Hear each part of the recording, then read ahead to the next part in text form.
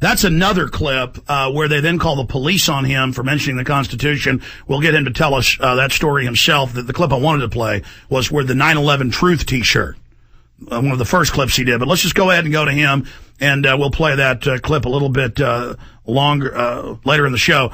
Robert, good to have you back with us. Yeah, glad to be back on, Alex. You bet. Look, recap everything that's happened to you at this re-education camp known as a public school, a federalization brainwashing center, social engineering center. And I mean, just basically all the things that have happened. A brief synopsis of the saga, then we'll go through them all here. Well, last year when I was a freshman at my high school, everything went fine, and I wasn't a 9/11 truther, and I wasn't into this New World Order. And then I went to science class. I was told that we were going to learn about the physics of 9/11. They then played a hit piece movie basically saying that, you know, the fire was hot enough to completely melt the steel and that it was structural failure. Which, by the way, they admit that it didn't melt the steel now. No, NIST even falls back on this. Yeah, that was an older lie. So you were given an older version of the Ministry of Truth. Go ahead. Yeah, and then that's how I became a 9/11 truther. So then when I became big in 9/11 truth in school and started passing out flyers and DVDs, this is when I became public enemy number one.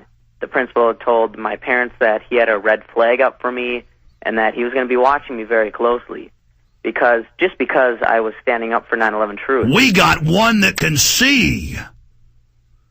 You know, from They Live with the sunglasses. They're like, got one that can see. Go ahead.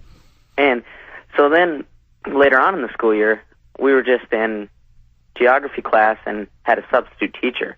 When two students began arguing, one student then threw an agenda book, which is it's kind of small item, but it's still a book. It's got binding on it. Threw it and hit another kid in the crotch. The kid then proceeded to fall down. About 5 minutes later, it happened again, struck in the crotch again. This happened a total of 3 times. That's when I was sitting right next to the incident watching a movie, when I just started holding a conversation with the injured kid. I was told to shut up. Instead of retaliating against the teacher, I just tried to tell her, this kid has been assaulted, I'm just talking. She didn't want to hear it because, you know, we got that red flag up for the 9/11 truther in the school. That's right. Got to pick on, exactly. That's how re-education camp works. Those that don't play ball and team up with the jail guards, they get picked on.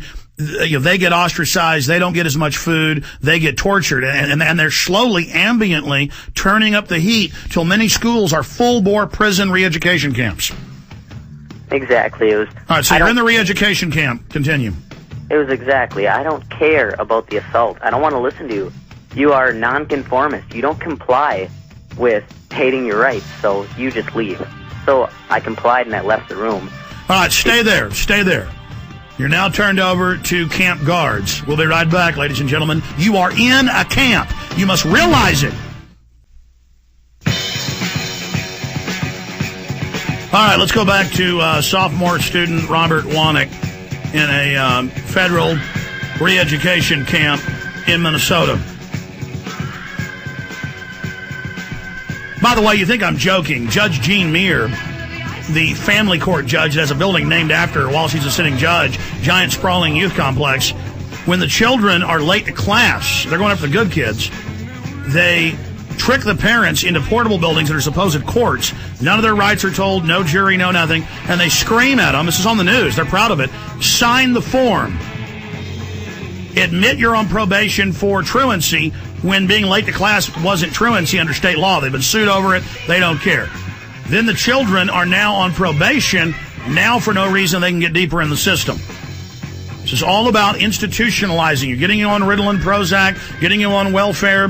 When you get your child, they advertise like it's for everybody. The Head Start program, they have it in all the Western countries under Secure Start, Safe Start, Head Start. You get 3 CPS visits a year. You're actually then listed as a ward of the state and incompetent because you're taking government money. This is the total control. You understand, folks, I'm not lying. You can pull up these articles. Mainstream news where they say it's good that they unannounced come in with guns and do drills and terrorize children and training them to be helpless, training them to go to FEMA camps. All right, so continue. Assaults are allowed. Everything's allowed in the FEMA camp because that child, believes 9/11 is an Al-Qaeda job. You, on the other hand, have been told you're being watched. You're told, get out of the class because you reported the assault on the student. Please continue. So then I comply, not being disrespectful. I just comply, and I'm told to go to the main office. Keep in mind that this is 3 p.m., and school gets out at 3:18, so there's only 18 minutes left of school. They then go on, and they're kind of taunting me, saying, oh, you got a detention now. And I said, for what? And they go, well, how about for disrespect? And I said, disrespect? I was just talking, and I wasn't listened to. And then they said, you know what, you're going to have to be quiet. And I said, if you can please state why I'm getting a detention, then I'll be quiet. Then that really made them mad. They sent me into a solitary confinement type of room, a room with 3 or 4 chairs, 1 middle table, and this is what they do. They give kids in-school suspension if they speak out, and if you miss a detention for any reason, even if it's legitimate, if you can't go to an after-school detention, you get sat for the whole 8 hours of the school day in this solitary confinement room. Well, that's why in the Soviet Union they had 12-hour class days, admittedly, to break up the family and get full government control. Now we're moving to a 10-hour, 12-hour work day. They tell the children, they tell the parents, keep your children in school. We'll take care of them. We have after-school programs. Again, making that the center of the community. Now continue. The police came. Yes. As I was in the solitary confinement room, they just kept going on saying that, he's a bad kid. He's disrespectful, just talking to themselves. And I said, I'd like trying to get you to speak up so they can go after you. Yes. So then I said, I'd like an opportunity to defend myself. You can't talk. I mean, why would you talk in an indoctrination camp? And then I said, you know what the First Amendment is? I have free speech too. And here they go. How dare you have a kid that knows his rights? By the way, a California court ruled 3 months ago that parents do not have their children and that the state is in control of all children in California. And of course, it's totally criminal. They're not, but go ahead. Yeah, they were really on edge after I mentioned my rights.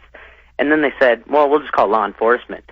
Keep in mind, this was when there was about 10 minutes left in the school day. Listen, they're arresting parents in Houston if their children don't finish their homework. Doesn't matter if it's all just made up. Go ahead. And then the bell rings at 3:18. No police there. I said, you know what, I'm leaving. A school official tries to physically stop me. He blocks the door and says, it'd be in your best interest to stay. And I said, I know my rights. I didn't violate rules. Using the First Amendment's not a rule, or not against the rules, even though you'd like it to be. I tried to leave. I got right by the exit door when a police officer came down the hallway. Policewoman. She goes, come to the office right now. And I said, I don't consent to any conversation with you. She said, you don't have to. I'll just handcuff you. I said, for what? Tampering with an investigation. So I went to the office with her. They detained me. Call my parents. They didn't call my parents in any way. They just detained me, and a friend had to go tell my parents who were sitting outside that I was in there after about my rights. Oh, that's another scam. They like to detain the children, and then if parents don't pick their children up within 15 minutes with small children, they then CPS them, claiming that they endangered the child or were negligent, that they neglected them. Please continue. Yeah, they thought my parents were going to side with them and, say, hey, this kid's disrespectful. He's out of line. You got to punish him. My parents basically said, no way. You're acting fascist. You can't take away students' rights. And we're proud of our son for standing up for free speech. And you called the police state in. My son's not going to let you usher in the police state. And we just left. We walked out of there. Now, I want to hear about some of the other things that have happened since then and how they're horning in on you now and how we can counter-strike at the enemy operation peacefully with the First Amendment. We need to have you and a few of your friends get together. We need to send you a couple hundred of DVDs of mine to hand out to everybody at the school. It's your First Amendment right. You're not in a FEMA camp.